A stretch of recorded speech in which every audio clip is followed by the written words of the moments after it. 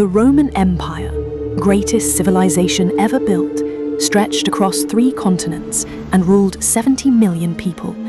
And many historians believe it collapsed not because of war, but because of a fruit. That fruit was the grape. Wine flowed so freely through Roman civilization that average Romans drank over a liter every single day. From emperors to slaves, everyone drank wine. Water was considered dangerous. Wine was considered life. But grapes didn't begin with Rome. Their story starts 8,000 years ago in the mountains between Turkey, Armenia, and Georgia, where wild grapevines grew, and one human tasted fermented juice from a clay pot, and everything changed. That accidental discovery was the birth of wine, the oldest alcoholic drink ever created.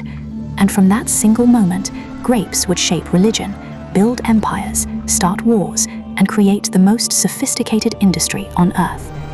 This is the real history of grapes, from divine gift to deadly weapon, from ancient medicine to billion-dollar fraud. By the time this ends, you will never look at a grape or a glass of wine the same way again. The earliest evidence of winemaking was discovered in Georgia, dating back to 6000 BC. Ancient clay pots with grape residue, dried vine stems, proof that 8,000 years ago, humans were already obsessed with this extraordinary fruit. From Georgia, grapes spread rapidly westward, into Mesopotamia, into Egypt, into Greece. Wherever grapes went, civilization followed. Some historians argue humans didn't discover farming to grow wheat, they discovered farming to grow grapes. In ancient Egypt, wine was strictly reserved for royalty and gods. Common people were forbidden from drinking it.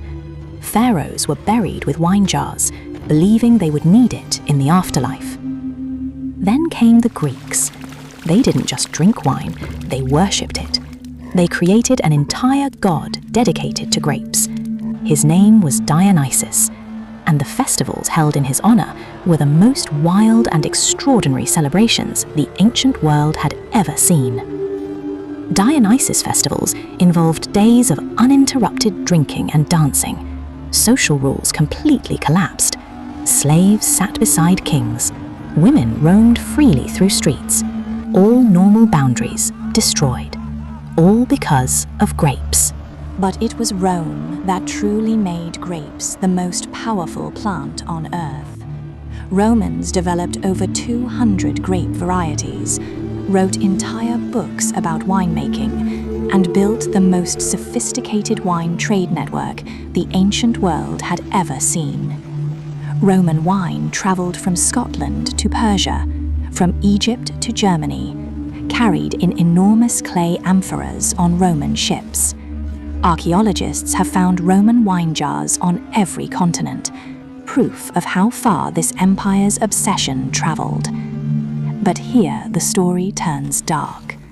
Roman wine was stored in lead vessels, carried through lead pipes, drunk from lead cups. And lead, as we now know, is one of the most devastating poisons known to man. Romans were slowly poisoning themselves every single day.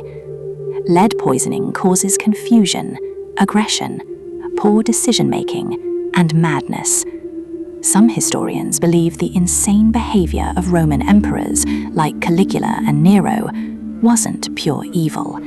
It was lead poisoning from decades of drinking wine stored in lead. An entire empire slowly going mad. Leaders making catastrophically wrong decisions. Armies losing unwinnable wars. And at the center of it all, the grape, the fruit they worshipped, silently destroying them from the inside. As Rome fell, the Catholic Church stepped in, and grapes found a new master. Wine became the blood of Christ. Every church in the world required it for communion. Suddenly, grapes weren't just food or drink. They were the most sacred substance on earth. The church became the largest vineyard owner in all of Europe. Monks spent their entire lives perfecting winemaking. Some of the world's most famous wine regions today, Burgundy, Champagne, Bordeaux, were originally created by medieval monks, all in the name of God. Then, in 1863, the greatest disaster in wine history struck. A tiny American insect called phylloxera accidentally arrived in Europe on imported vines. Within decades, it had destroyed over 40% of all European vineyards. Millions of acres gone. French winemakers watched helplessly as their centuries-old vines died one by one. The entire French wine industry, built over 1,000 years, was on the verge of complete collapse.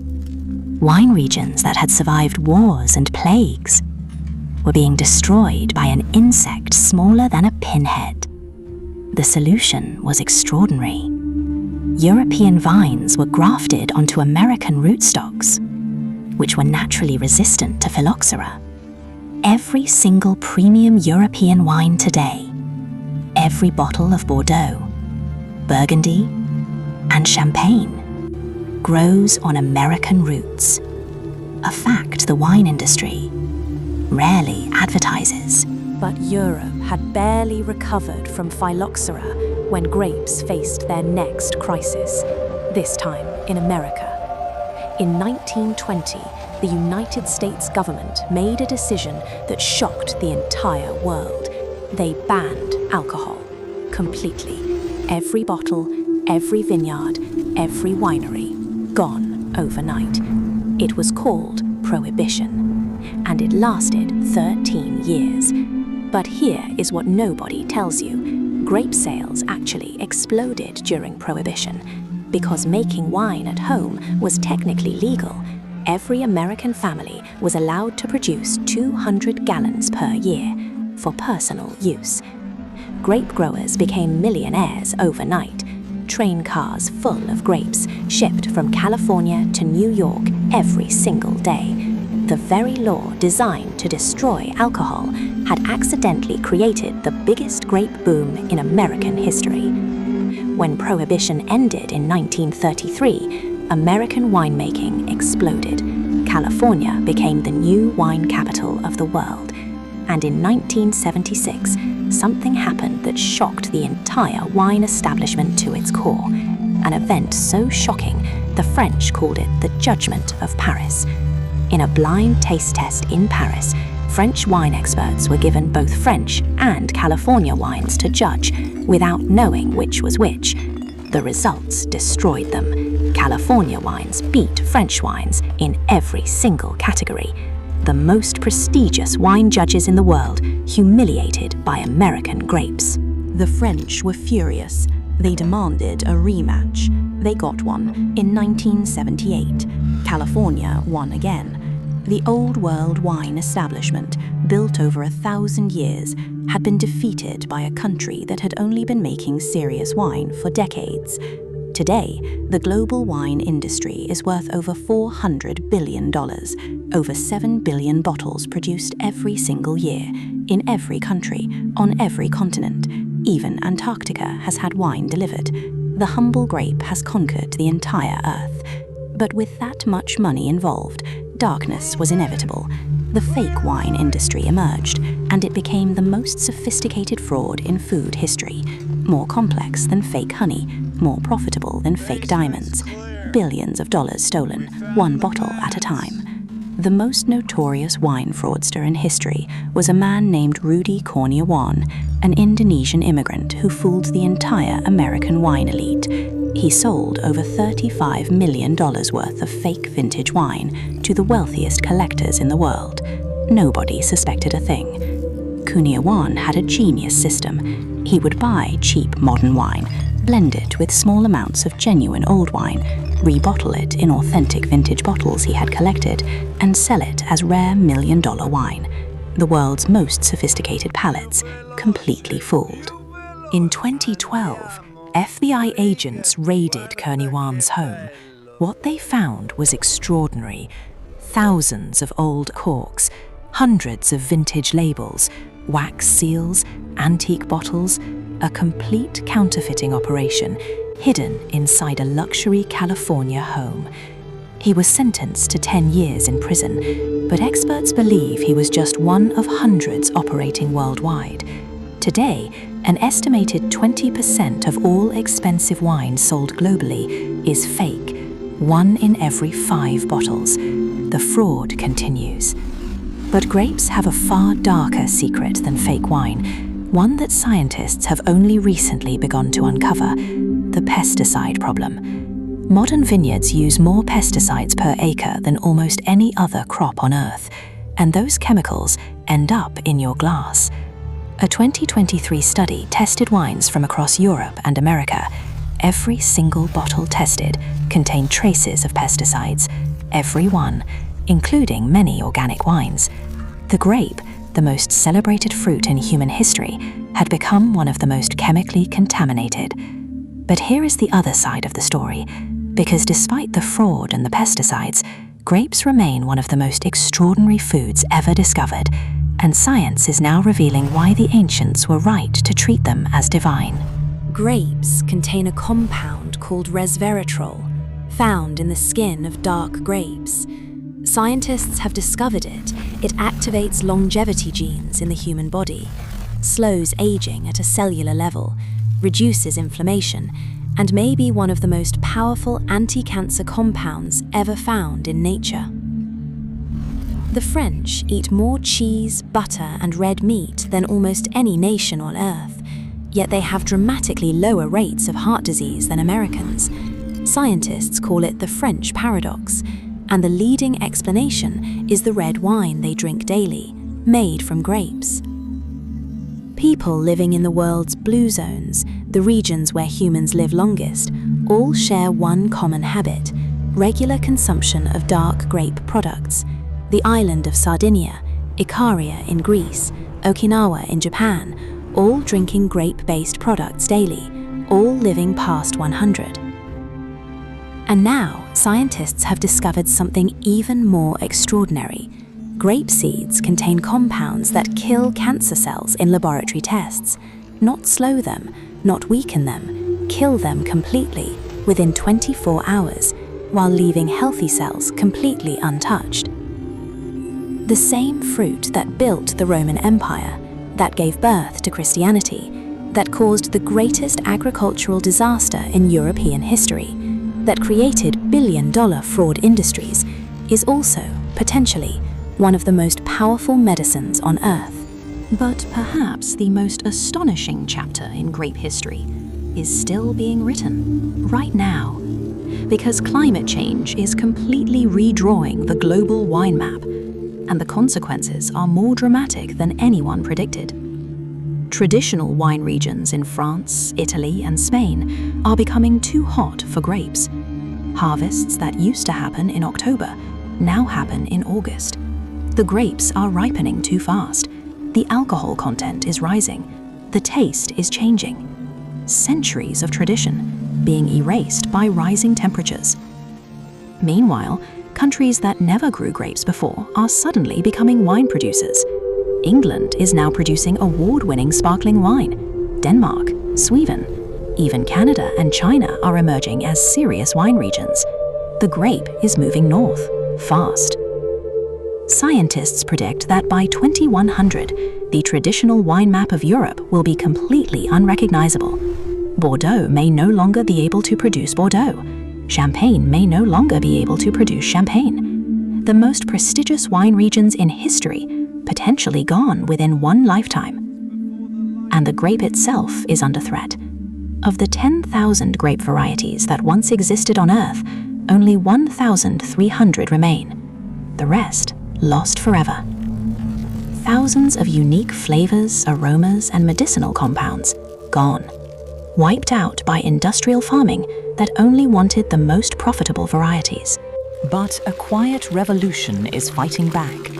Around the world, a small group of dedicated farmers are preserving ancient grape varieties that nearly disappeared forever, rescuing forgotten vines from abandoned hillsides, bringing extinct flavors back from the dead.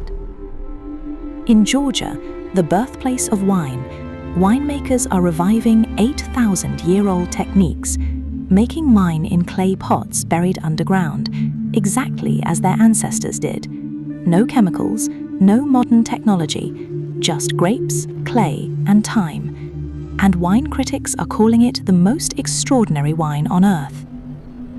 Scientists are now using DNA technology to resurrect completely extinct grape varieties, ancient Roman grapes, medieval monastery grapes, varieties that disappeared centuries ago, being brought back to life through genetic science, the past literally being resurrected. And the medical world is taking grapes more seriously than ever.